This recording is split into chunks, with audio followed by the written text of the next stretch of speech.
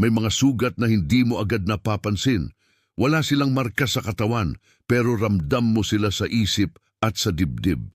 Yung tipong pagkatapos mong kausapin ang isang tao, parang bigla kang napagod kahit wala ka namang ginawa.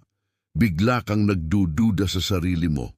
Iniisip mo kung mali ka ba, kung sumobra ka ba, kung masyado kang naging emotional. At ang mas masakit, hindi mo ma-pinpoint kung saan nagsimula ang lahat. Basta ang alam mo lang, iba ka na pagkatapos ng usapan. Kung nakarelate ka rito, hindi ka nag-iisa at hindi ka rin mahina. Posibleng may isang tao sa buhay mo na marunong maglaro sa emosyon.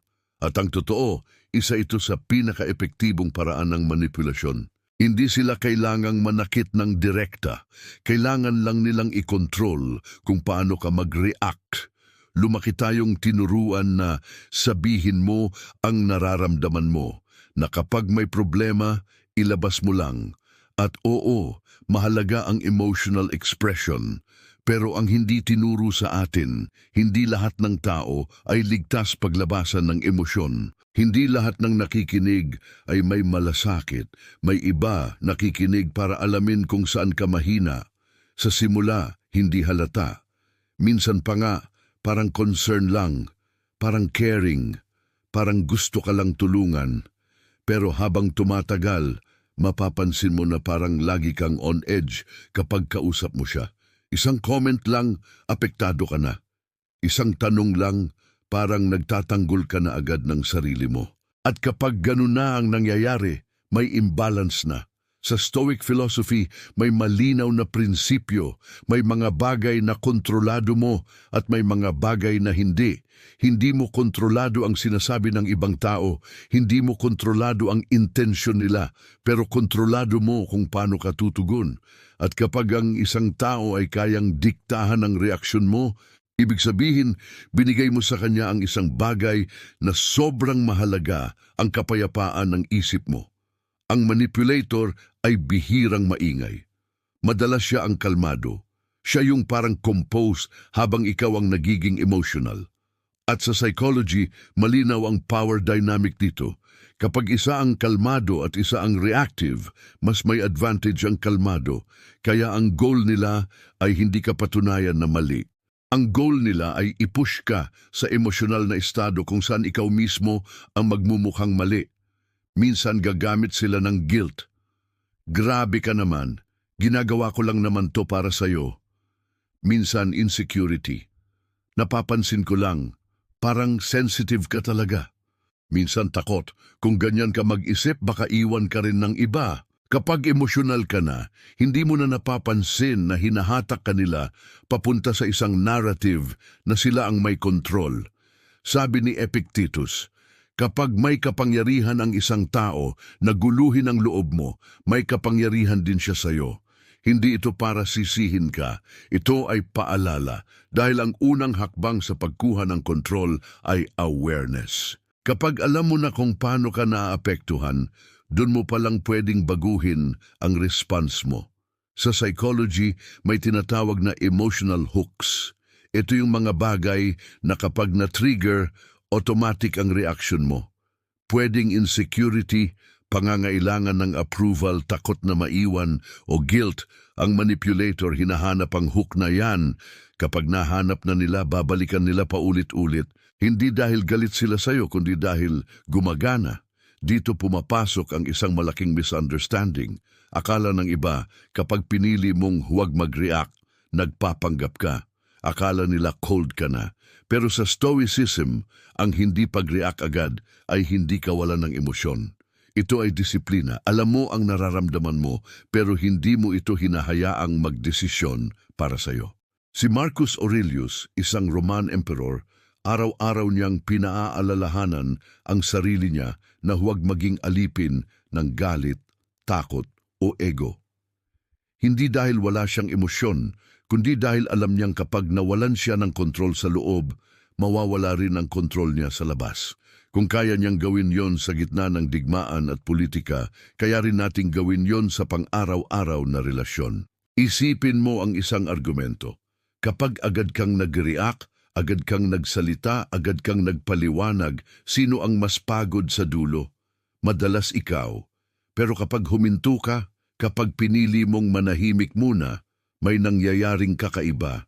Nawawala ang momentum ng gulo. At kadalasan, yung taong gustong mag-provoke, siya ang nagiging uncomfortable. Sa psychology, may technique na tinatawag na gray rock. Simple lang ang ideya, maging boring ka emotionally, hindi reactive, hindi explosive, hindi overly expressive. Hindi dahil wala kang pakialam, kundi dahil ayaw mong bigyan ng fuel ang manipulation. At mahirap ito sa umpisa, lalo na kung expressive kang tao. Pero habang tumatagal, mapapansin mo na mas konti ang gulo. Sa Stoic mindset, ito ay practice ng self-control. Hindi mo kailangang ipaliwanag ang sarili mo sa lahat. Hindi mo kailangang patunayan ang bawat punto. Hindi lahat ng tanong ay dapat sagutin. Hindi lahat ng provocation ay dapat patulan.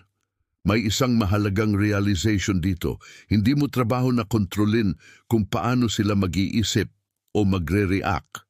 Trabaho mo lang na protektahan ang sarili mo. Kapag may taong naiinis dahil hindi ka na madaling matrigger, baka hindi talaga sila komportable sa isang version mo na may boundaries. Hindi ibig sabihin nito na lalayo ka sa lahat. Hindi rin ibig sabihin na magiging manhid ka. Ang ibig sabihin lang, pipiliin mo kung sino ang may access sa loob mo. Hindi lahat ng tao ay may karapatang malaman ang takot mo, ang insecurity mo, o ang sugat mo. Sa psychology, malinaw na ang taong marunong mag-regulate ng emosyon ay mas mahirap manipulahin. Hindi dahil wala siyang nararamdaman, kundi dahil may pagitan ng nararamdaman at ang kilos niya. At sa pagitan na yon, doon nakatira ang kalayaan. Minsan, mararamdaman mong gusto mong sumabog. Normal yon, tao ka. Pero ang tanong ay hindi kung may emosyon ka, kundi kung sino ang may hawak nito. Ikaw ba o ang sitwasyon? Ikaw ba o ang taong kausap mo? Sa Stoicism sinasabi nila na ang katahimikan ay hindi kahinaan. Ito ay anyo ng lakas. Kapag pinili mong huwag makisabay sa gulo, hindi ibig sabihin na talo ka. Ibig sabihin, pinili mong hindi masunog sa apoy na hindi mo naman sinindihan. Sa pagdaan ng panahon, mapapansin mo ang pagbabago. Mas tahimik ang isip mo. Mas malinaw ang desisyon mo. Mas konti ang emotional roller coaster. At dun mo marirealize na hindi pala normal ang palaging drained. Hindi pala dapat palaging may pinapatunayan. May mga taong mawawala kapag hindi ka na madaling manipulahin. At okay lang yon. Kasi ang mga taong tunay na mahalaga sa'yo, hindi kailangang kontrolin ang emosyon mo para manatili. Hindi ka nila itutulak sa edge para lang makuha ang gusto nila. Gusto kong iwanan ka ng isang tanong. Kapag iniisip mo ang mga taong madalas mong kausap, sino ang nagbibigay sa'yo ng kapayapaan at sino ang kumukuha nito? Dahil ang emosyon mo ay mahalaga at hindi ito dapat ginagawang sandata laban sa'yo. Ang Stoicism ay hindi tungkol sa pagiging bato. Ito ay tungkol sa pagiging matatag. May nararamdaman ka, oo, pero may direksyon ka rin at hindi mo hinahayaan ng ibang tao ang magdikta kung sino ka. Kung may isang insight kang dadalhin mula sa usapan na ito, sana ito yon. Ang emosyon ay signal, hindi utos. Pakinggan mo siya, pero huwag mo siyang sundin agad. Dahil sa mundong puno ng manipulasyon, ang kalmado ay hindi kahinaan. Ito ay proteksyon. Salamat sa oras mo. At kung gusto mo pa ng ganitong klaseng content tungkol sa mindset, psychology at tahimik na lakas sa totoong buhay, mag-subscribe ka sa channel. Kita-kits sa susunod.